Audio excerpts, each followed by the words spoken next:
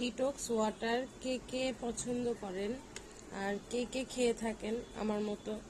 আমি এখানে শসা দিয়েছি, গাজর দিয়েছি, আদা কুচি দিয়েছি, তারপর হচ্ছে আপনার চিয়া সিড দিয়েছি, তুলসী পাতা দিয়েছি, পুদিনা পাতা দিয়েছি।